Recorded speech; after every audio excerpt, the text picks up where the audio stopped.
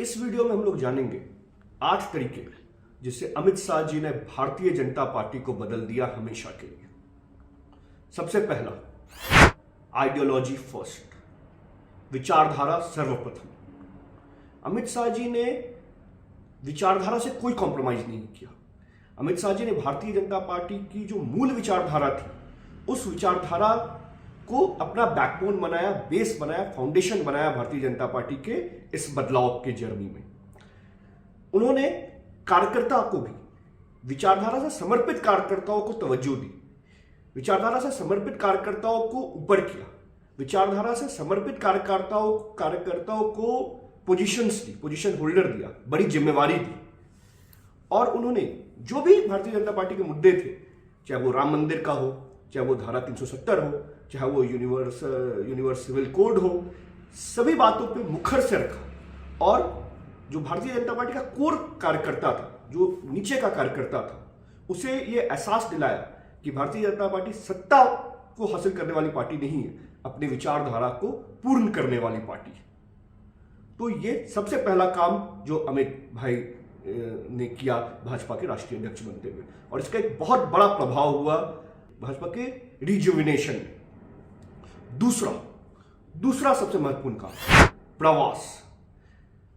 अमित शाह जी ने जब भाजपा के राष्ट्रीय अध्यक्ष थे तो उन्होंने पूरे देश में प्रवास किया, length and breadth of the country में, कश्मीर से लेकर कन्याकुमारी तक, गुजरात के पोरबंदर से लेकर अरुणाचल तक, सब जगह वो गए, सब जगह उन्होंने समय बिताया।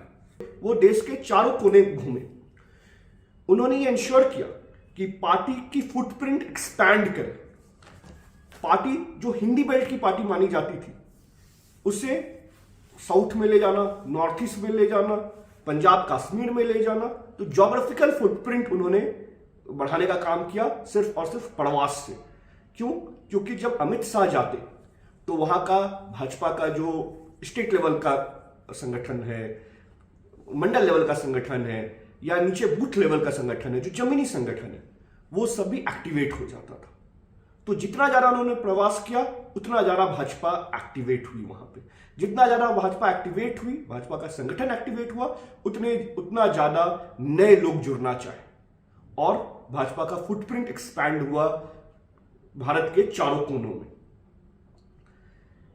इसके साथ साथ जब भी वो प्रवास पे जाते थे तो एक महत्वपूर्ण काम करते थे, जिसे है जो कहते हैं संवाद। तो अमित शाह जी की तीसरा तरीका जिससे उन्होंने भाजपा को बदला हमेशा के लिए, तीसरा तरीका है संवाद। उन्होंने संवाद स्थापित किया। किससे? कार्यकर्ताओं से, जमीनी कार्यकर्ताओं से, बूथ लेवल वर्कर्स से, जिला लेवल पदाधिकारियों से, राज्य लेवल पदाधिकारियों से। उन्होंने बूथ लेवल के जो पदाधिकारी होते, उनकी समस्या खुद समझा, उनको खुद हौसला दिया कि वो लड़ सकते हैं, जीत सकते हैं। एक समन्वय स्थापित हुआ, एक टॉप लीडरशिप और जो बॉटम मोस्ट लीडरशिप होता है, दोनों में एक कनेक्ट बना। बॉटम मोस्ट लीडरशिप को लगने लगा कि टॉप लीडरशिप हमारे लिए केयर करती है, हमारी बात सुनती है, और ये गेम चेंजर साबित हुआ। जहां भी वो प्रवास पे जाते थे, वहां वो संवाद करते थे।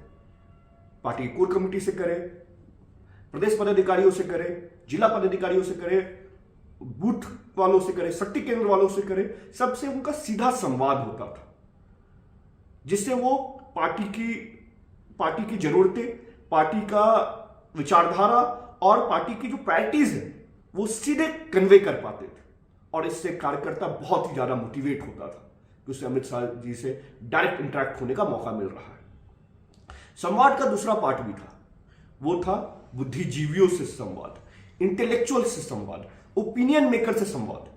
क्योंकि ये ऐसे लोग होते हैं जिनकी भी वोट की कीमत तो एक ही होती है, बट वो बाकी लोगों के मतों को प्रभावित करते हैं। ये जर्नलिस्ट हो सकते हैं, ये डॉक्टर हो सकते हैं, ये एडवोकेट हो सकते हैं, ये समाजसेवी हो सकते हैं। अमित शाह जी ने इनके साथ अलग से संवाद स्थापित किया। उनके प्रवास कार्यक्रम में वो इनके साथ अलग से संवाद स्थापित करते थे, और ये इंश्योर करते थे कि वो पार्टी की विचारधारा, मोदी सरकार की जो अचीवमेंट चल रही है, जो उनका प्रोग्रेस चल रहा है, जो उनकी विजन है, वो इन तक पहुंचाए, सो दैट वो अपने ग्रुप को इन्फ्लुएंस कर सके, बात बता सके, और एक इसके साथ साथ एक पर्सनल रेपो भी बनता है। और ये जो इन्फ्लुएंसर्स हैं या फिर जिसको आप कहते हैं बुद्धिजीवी वर्ग, वो भी बहुत मोटिवेटेड फील करता था कि देश का इतना बड़ा नेता, दुनिया के सबसे बड़े पार्टी का राष्ट्रीय अध्यक्ष उनके साथ बैठा हुआ है, उनके साथ बात कर रहा है, उनसे इंटरेक्ट कर रहा है, तो इसका भी बहुत बड़ा प्रभाव जाता था।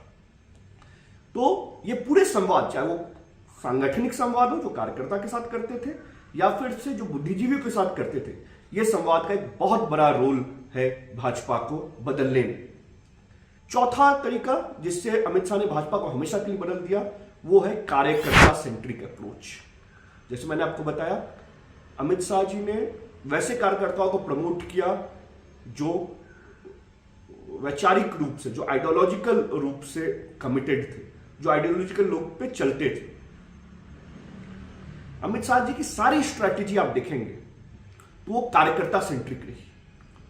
उन्होंने बूथ सशक्तिकरण पे बहुत, बूथ टीम की बिल्डिंग पे, बूथ टीम की ट्रेनिंग पे, बूथ टीम की एक्टिवेशन पे, बूथ टीम को वोट को कन्वर्ट कराने के इस्तेमाल में, बूथ की मॉनिटरिंग के लिए शक्ति केंद्र बनाना, ये सब पे उनका बहुत ज्यादा फोकस रहा। वो जब भाषण भी देते, जीत का, पराजय का, कार्यकर्ता को जरूर मेंशन करते। वो ये बताते कि भाजपा एक कार्यकर्ता सेंट्रिक पार्टी है, कैडर सेंट्रिक पार्टी है, ठीक है। तो सब कुछ जो है वो कैडर के बदौलत है, वो कार्यकर्ता के बदौलत है। जब जब वो ये बात बोलते, जो भाजपा के लाखों करोड़ों कार्यकर्ता है देश में, उनके अंदर एक नई ऊर्जा पैदा होती, एक नई एनर्जी पैदा होती। और आप समझ रहे हैं कि जो राष्ट्रीय अध्यक्ष वो आपको क्रेडिट दे रहा है सीधे, तो इससे एक नई एनर्जी संचार होती है, वो ज्यादा मोटिवेटेड होता है, ज्यादा काम करता है। तो अमित शाह जी की पूरी स्ट्रैटेजी कार्यकर्ता सेंट्रिक रही। उन्होंने कार्यकर्ताओं को ग्लोरीफाई किया, उन्होंने कार्यकर्ताओं को ये दिखाया, ये बताया कि जनसंघ और भारतीय जनता पार्टी के आंदोलनों में बहुत सारे कार्यकर्ताओं हैं जिन्होंने बलिदान दिया है, जिनके बलिदान से, जिनके खून पे ये पार्टी सींची गई। जो जनसंघ के पहले अध्यक्ष, जो जनसंघ के पहले पायनियर नेता थे डॉक्टर श्यामा प्रसाद मुखर्जी, उन्होंने कश्मीर के लिए बलिदान दिया है। ये उन्होंने हर जगह बताया कि कार्यकर्ताओं के बलिदान से पार्टी आगे बढ़ी। इसलिए पार्टी का एक कर्तव्य है कि वो कार्यकर्ता का ध्यान रखे, कार्यकर्ता का ध्यान रखे, कार्यकर्ता का सम्मान रखे, क्योंकि कार्यकर्ता से ही पार्टी बनी है और आगे बढ़ी है। उन्होंने बार बार अपने ध्यान देखा होगा तो उन्होंने बताया कि वो भी एक बूथ कार्यकर्ता थे, एक बूथ अध्यक्ष थे। उन्होंने भी बूथ में पोस्टर लगाने का काम किया है। वो अपने आप को कार्यकर्ता से डायरेक्ट कनेक्ट कर पा रहे हैं कि जैसे आप कार्यकर्ता हैं वैसे मैं भी एक कार्यकर्ता रहा हूं। इससे कार्यकर्ता उन्हें भाजपा का राष्ट्रीय अध्यक्ष नहीं, कोई अपना जैसा समझने लगा। और ये फाउंडेशन एक बड़ा गेम चेंजर साबित हुआ, जिससे अमित शाह ने भारतीय जनता पार्टी को बदला हमेशा के लिए। पांचवा इंपॉर्टेंट कारण जिससे अमित शाह जी ने बदला भारतीय जनता पार्टी को हमेशा के लिए, वो है कोर नहीं संपूर्ण। आपको पता है भारतीय जनता पार्टी ब्राह्मण बनिया की पार्टी कही जाती थी, Bharatiya Janata party cow belt की पार्टी कही जाती थी, भारतीय जनता पार्टी हिंदी बेल्ट की पार्टी कही जाती थी। अमित शाह ने बोला कोर नहीं, हमें संपूर्ण चाहिए। उन्होंने प्रवास, संवाद, कार्यकर्ता सेंट्रिक की वजह से भाजपा का चहुमुखी विकास किया। उन्होंने बोला हमें ओबीसी का भी वोट चाहिए, हमें एससी का भी वोट चाहिए, हमें एसटी का भी वोट चाहिए, हमें सबका वोट चाहिए, हमें नॉर्थ ईस्ट से भी वोट चाहिए, हमें केरला से भी वोट चाहिए, हमें तमिलनाडु से भी वोट चाहिए, हमें तेलंगाना आंध्र से भी वोट चाहिए, हमें कश्मीर से भी वोट चाहिए। तो उन्होंने ये क्लियर कर दिया कि हम core vote bank based party नहीं रहेंगे, हमें अपना बेस बड़ा करना है, हमें सबकी पसंद बननी है, हमें सबका वोट चाहिए। आपने देखा होगा कुछ दिन पहले भाजपा ने मुस्लिम्स के लिए एक अलग कैंपेन चालू की है, जिसमें उन्होंने पसमंदा मुस्लिम्स को टारगेट करने का कोशिश कर रहे हैं। इससे पहले ट्रिपल तलाक के माध्यम से मुस्लिम्स के महिला वर्ग को उन्होंने टारगेट करने का कोशिश किया। अगेन उद्देश्य एक ही है, कोर नहीं संपूर्ण। उन्हें सिर्फ अपने कुछ ही कास्ट बेस या कुछ ही रीजन से वोट नहीं चाहिए, उन्हें पूरे देश की पार्टी बननी है। उन्हें सबका वोट चाहिए, कम हो या ज्यादा, 10% हो या 90%, पर उन्हें सबकी सहभागिता चाहिए, सबका साथ चाहिए, सबका विकास चाहिए, सबका मत चाहिए। तो कोर नहीं संपूर्ण, ये पहली बार अमित शाह जी के कार्यकाल में, ये भाजपा में ये हुआ, और इसका भी एक बहुत बड़ा फायदा मिला। आपको देख रहे हो नॉर्थ ईस्ट में भाजपा का कब्जा है, कर्नाटका में उन्होंने सरकार बना ली, तेलंगाना आज में बहुत तेजी से घुस रहे हैं। इवन एक समय था जब उन्होंने जम्मू कश्मीर में सरकार बना ली थी। ये कभी किसी की सोच से परे था, पर यह संभव तब हो पाया जब अमित शाह जी ने कोर नहीं संपूर्ण का फॉर्मूला अपनाया। उसमें भी दो चीज, ज्योग्राफिकल बाउंडेशन और सोशल। ज्योग्राफिकली बढ़ना है सारे तरफ, और सोशली भी, सिर्फ ब्राह्मण बनिया नहीं, हमें ओबीसी का भी वोट चाहिए, सारे ओबीसी का वोट चाहिए, सारे एसटीज का वोट चाहिए, सारे एसटीज का वोट चाहिए, मुस्लिम्स का भी वोट का एक पाई चाहिए। तो ये पूरी स्ट्रैटेजी है। आपने देखा होगा जब भारतीय जनता पार्टी ने पहला राष्ट्रपति बनाने का मौका आया मोदी जी के प्रधानमंत्री बनने पर, तो उन्होंने रामनाथ कोविंद जी को राष्ट्रपति बनाया, जो एससी शेड्यूल कास्ट से थे। दूसरा मौका भी आया तो उन्होंने द्रौपदी मुर्मू जी को बनाया, जो शेड्यूल ट्राइब से आती है। कोर नहीं संपूर्ण, इसे ही कहते हैं। छठा इंपॉर्टेंट चीज जिससे अमित शाह जी ने बदला भारतीय जनता पार्टी को हमेशा के लिए, योगानुकूल परिवर्तन।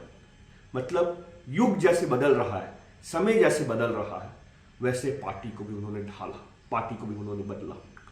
उन्होंने डिजिटल मेंबरशिप लॉन्च की, मिस्ड कॉल के थ्रू मेंबरशिप लॉन्च की, पार्टी को डिजिटाइज करने का पूरा कैंपेन चलाया, पूरी अभियान चलाया, जिससे पार्टी के सारा डेटा डिजिटाइज हो सके, पार्टी के सारे पदाधिकारी डिजिटाइज हो सके। उन्होंने आजीवन सहयोग निधि का कैंपेन चलाया, जिसमें लोग डोनेशन दे सके। उन्होंने बहुत इंटरेस्टिंग ट्रेनिंग्स चालू की कार्यकर्ताओं के लिए, जिनसे कार्यकर्ता भी आज के जीवन के लिए अपडेट हो सके। तो देश यदि 21वीं शताब्दी में बढ़ रहा था, तो उन्होंने इंश्योर किया कि भारतीय जनता पार्टी, भाजपा भी 21वीं शताब्दी में बढ़े, 21वीं शताब्दी के चैलेंजेस के लिए तैयार रहे। उन्होंने टेक्नोलॉजी, डेटा का भरपूर उपयोग किया। आज भारतीय जनता पार्टी का हर एक कार्यकर्ता का डेटाबेस भारतीय जनता पार्टी के पास है। देश में किसी भी पॉलिटिकल पार्टी के पास ये संभव नहीं है। क्यों? क्योंकि वो समय से पीछे रह गए। पर अमित शाह जी ने इंश्योर किया कि युगानुकूल परिवर्तन, जैसे युग बढ़ रहा है हमें उसके साथ चलना होगा, समय के साथ चलना होगा। समय के साथ नहीं चलेंगे तो पीछे छूट जाएंगे, समय आगे निकल जाएगा, देश आगे निकल जाएगी, राजनीति आगे निकल जाएगी।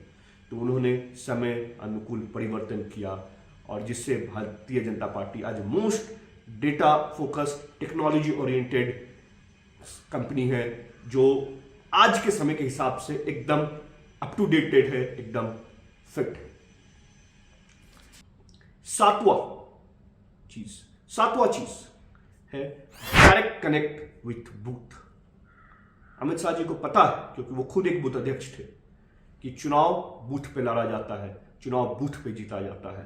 यदि बूथ जीते तो विधानसभा भी जीतेंगे, लोकसभा भी जीतेंगे, राज्य भी जीतेंगे और देश भी जीतेंगे। तो उन्होंने पूरा फोकस बूथ पे रखा, और बूथ पे काम हो, बूथ पे एक समन्वय बना रहे, इसके लिए उन्होंने विस्तारक अभियान चालू किया। विस्तारक हर विधानसभा में एक होता है, जिनका काम बस और बस होता है कि वो बूथ वालों से समन्वय स्थापित करें, बूथ वालों से काम कराए, सही बूथ वाले को अपॉइंट करें, सही बूथ वाले का चयन करें, सही बूथ वाले को एक्टिवेट करें, सही बूथ वाले को इंगेज करें। विस्तारक का यही काम होता है। तो अमित शाह जी ने हर बूथ तक पार्टी की कनेक्ट स्टैब्लिश कराई कि विस्तारक के थ्रू। उन्होंने हर विधानसभा में विस्तारक लगाए, जिनका काम था बूथ मैनेज करना। जनरली एक विधानसभा में 250 से 300 बूथ होते हैं, तो वो विस्तारक का काम था 250 से 300 बूथ में सही लोगों का चयन करना, उनकी ट्रेनिंग कराना, उनको एक्टिवेट कराना और उनसे वोट डलवाना। अगेन, ये जो डायरेक्ट कनेक्ट विथ बूथ था, ये भी एक बड़ा गेम चेंजर साबित हुआ। इसके साथ साथ उन्होंने इंश्योर किया कि पार्टी की आइडियोलॉजी, पार्टी की फिलॉसफी, मोदी सरकार की अचीवमेंट, मोदी सरकार की इनिशिएटिव बूथ बूथ तक पहुंचे। यदि बूथ तक पहुंच रहा है तो बूथ से घर तक भी पहुंचेगा। विस्तारक योजना के माध्यम से उन्होंने इंश्योर किया कि ये सारी चीजें, पार्टी की आइडियोलॉजी हो, चाहे सरकार की अचीवमेंट हो, सरकार की इनिशिएटिव हो, ये बूथ तक विस्तारक के माध्यम से पहुंचे।